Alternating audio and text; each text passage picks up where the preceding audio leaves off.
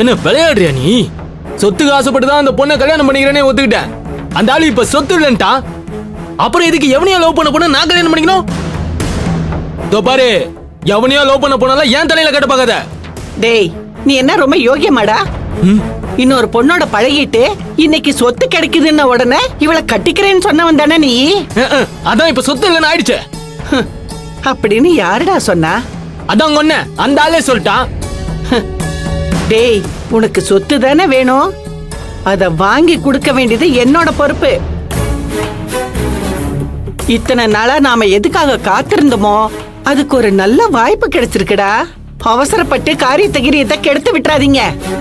நீ முதல்ல அவ கழுத்துல தாலிய மட்டும் கட்டு, அதுக்கப்புறம் சொத்து தரமாட்டேன்னு யார் சொல்ல முடியும்? டேய், யோசிக்காதடா. எங்க அண்ணன் அவனா வந்து வலையில விழுந்திருக்கான், விட்டுறக்கூடாதுடா.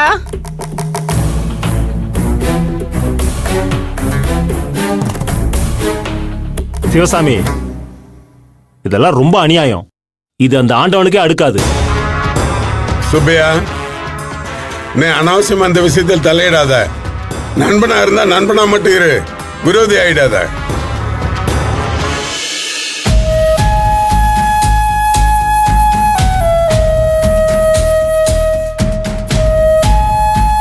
என்ன மல்லியா, யோசிட்டியா?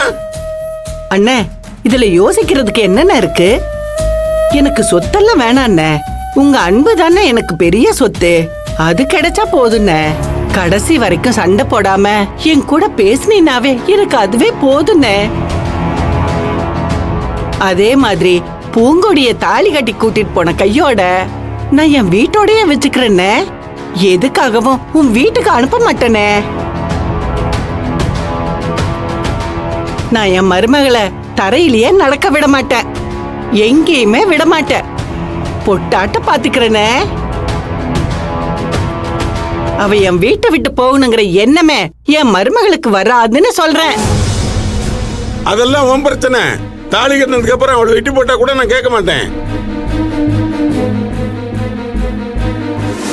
மாமா, என்னன்னு சொல்ற? என் மருமகளை மகளா பாத்துக்கிறேங்கிற. ஏய், நீ மகளா பாத்துக்கிறியா மண்ணாங்கட்டியா பாத்துக்கிறியா அதெல்லாம் உன் இஷ்டம். நான் சொன்ன கண்டிஷனுக்கெல்லாம் ஒத்துக்கிறியா இல்லையா அத முதல் சொல்லு. ஒத்துக்கிறேனே, ஒத்துக்கிறேனே, எல்லாத்துக்குமே ஒத்துக்கிறேன். ஆனா ஆனா என்ன? பதிலுக்கு நீ ஏதாவது கண்டிஷன் போட போறியா? ஐயோ இல்லனே, என் மருமக உன் வீட்டு பக்கமே வராதுனே. ஆனா கூட பிறந்த பொறப்பு நான். நீ எப்ப வேணாலும் வரலாம் போலாம், உனக்கு எல்லா உரிமையும் இருக்கு. ஆனா உன் மருமகளுக்கு அந்த ரைட்ஸ் கிடையாது. என்ன? ஐயோ அண்ணே, தாலி கட்டினதுக்கு அப்புறம் என் மருமகளை உன் கண்ணுல கூட காட்ட மாட்டேனே. என் வீட்லயே பொத்தி பொத்தி வச்சு பாத்துக்கிறேன், போதுமா? அப்புறம் ஊர்க்காரங்க எல்லாரையும் வச்சுதான் என் கண்டிஷன் அவங்க முன்னால சொல்லி வச்சிருக்கேன். ஆமாண்ணே, ஆமாண்ணே. அப்ப நீ எல்லாத்துக்கும் ஒத்துக்கிற இல்ல? கண்டிப்பா அண்ணே. அப்ப நம்ம தட்டை மாத்திக்கலாம். விஸ்வாவசு வருடம் ஆனி மாதம் 25ஆம் தேதியில் நிச்சயிக்கப்படுவது யாதெனில், சிவசாமி ரஞ்சிதம் மகள் பூங்கொடி எனும் கன்னிகைக்கும் சிவசாமியின் உறவின் முறையான ராமு மல்லிகா மகன் திருவருட்செல்வன் சங்கருக்கும் திருமணம் நிச்சயிக்கப்பட்டு இத்திருமணத்திற்கான நிச்சயதார்த்தம் இறைவன் துணையோடும் இரு வீட்டார் சம்மதத்தோடும் இனிதே நடைபெறுகிறது. மணமக்கள் நீடூழி வாழ அனைவரும் ஆசீர்வதியுங்கள்.